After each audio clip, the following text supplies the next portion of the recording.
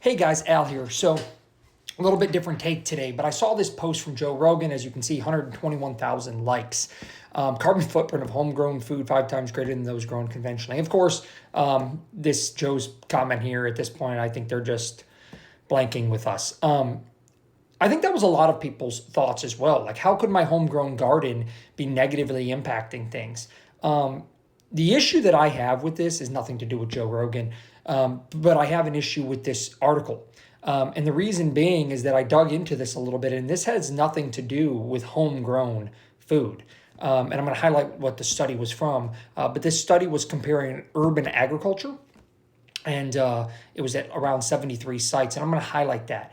This is a major problem, not only in agriculture, but I think in all sources of media and media distribution, is that we can take a small sample size or a small part of a study, of a comprehensive study, albeit maybe limited to a certain subset of a market, and then present it as if it is fully encompassing of an entire market. And that is a very slippery slope, in my opinion, and something that I think we should take pause in when you read these clickbait type articles and dive into the specifics of them a little bit more so you can fully understand and comprehend where exactly is this data coming from and how do you interpret that data. And that's, in essence, somewhat of the idea behind peer-reviewed research. We're not all scientists. I certainly am not.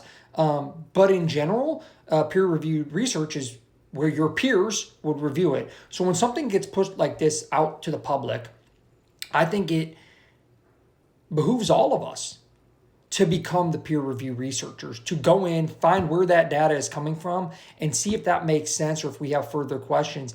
And if somebody's going to put out an article like this, they certainly should be able to defend it and not just point back to, well, that researcher over here. So let's look at what this article actually studied.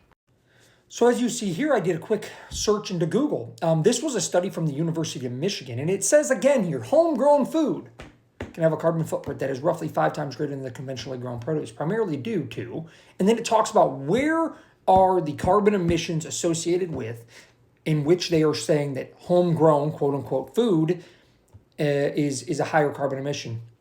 And I went in to read the abstract of the actual scientific experiment as well, which I'm going to highlight some pieces there. And what it's talking about is the infrastructure. So that's because in a lot of these situations, this is an urban agriculture setting, not a homegrown garden setting. So right there, we need to distinguish the difference. This isn't Albert growing tomatoes for him and his family. This is a situation where somebody's taking a lot in Detroit, and then they're trying to produce yield to feed farmers markets and things. So of course, your inputs are naturally going to be higher there when you're strictly focused on business, yield, etc. But there's also an issue here that they highlight in the abstract, and that is talking about raised beds and things. Well, yeah, the lumber, hauling the lumber in, and then also the duration in which these urban agriculture settings have lasted has been quite a bit smaller than obviously your traditional farms. I mean, we have farmers here in Ohio that are 4, 5, 6 generations, similar to states like Illinois and I'm sure all over the country, where you have the same farm that maybe has been using the same tractor, even if you went all the way down to the nuts and bolts and the carbon footprint of that on that particular tractor, but the same tractor has been used on the same piece of ground in the same barn for 50, 60, 70 years, whereas this is looking at things, well, typically these raised beds, they're saying, have lasted less than 10 years and things like that. Well, what if people aren't using raised beds? What if they're using scrap material? So there's a lot that goes into that, but this is, again, on urban agriculture settings. So here's an actual snapshot of the abstract itself. And again, UA, so urban agriculture, it's a widely proposed thing. They only use 73 sites, which I'm not criticizing the researchers because I'm sure this took a ton of time to do, but this is 73 sites in Europe and the USA. So just from a socioeconomic perspective, I would say that's vastly different. I mean, from a logistics perspective, that's vastly different. From a source of supply of getting raw materials to build, if we're going to assume that we need to do raised beds, is going to be vastly different. And across 73 sites, I would like that to be like 7,300 sites, which again, maybe that's out of the realm.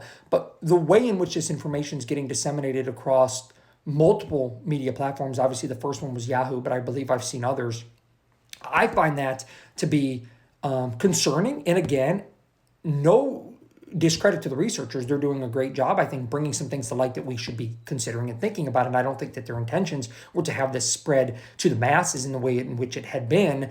But I think it's important that we do ask the questions about these things. And like, again, 73 sites seems pretty limited to me.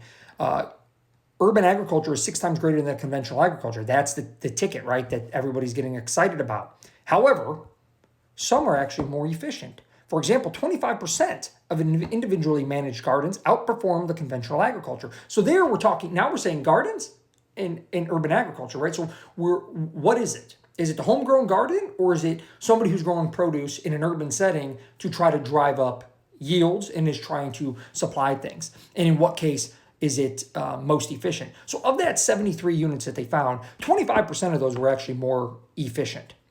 And now the large of these impacts are things like the infrastructure to build that urban setting. So again, I think it's sample size, and also the way in which we could focus on this is we really need to look at studies and dive into these things more. I would say that, of course, conventional farmers, I'm a huge supporter. I work with a lot of them here, at Vitalize Seed and things, are not trying to increase their carbon inputs. A lot of them are trying to, actually, Jared's podcast, Habitat Podcast, we interviewed Mitch Hora, and he has a ton of stuff out in Iowa where they're doing things for carbon sequestration. And none of this article, from what I could see, talked about that, and I do apologize if I overlooked it. I did not buy the entire research piece, but at least in the abstract. So all in all, in summary, I just want to say there's a lot of people out there, and we're all prone to clickbait articles. But before you give up on your garden, keep growing homegrown tomatoes, keep growing homegrown peppers. Of course, we all should be cognizant whether, is our yard or our food plot or our homegrown orchard or our blueberry patch or anything at all. What are we putting in and how is that impacting the ground? But if you're using good soil health practices in a homegrown garden, you're saving your own seeds, which a lot of us are doing. You're limiting or reducing inputs to nothing. You're not using herbicide. You're using almost no fuel. You maybe even if you built a raised bed, if you're not doing it on the ground like I am, I like to work with the actual soil and geology and biology that's in that soil. But let's say you have a raised bed, good chances are it's going to last 10, 20, 30 years in your home garden. I mean, people aren't just rebuilding these all the time. So with all that being said, this is a little bit more background on that website. There's a lot more than what that title puts in, or not background to the website, but background to that article. There's a lot more than that title just leaves in. And I hope that you all found this useful. So next time you see a title about something like that, click, read, do a little bit of research before you give up on growing your homegrown tomatoes. I wish you all the best. Thank you for listening. And if you do like this type of stuff, please check us out, guys, at vitalizeseed.com. We're super into soil health, and we want to continue with that messaging across all sectors of agriculture. Thank you all so much. Take care.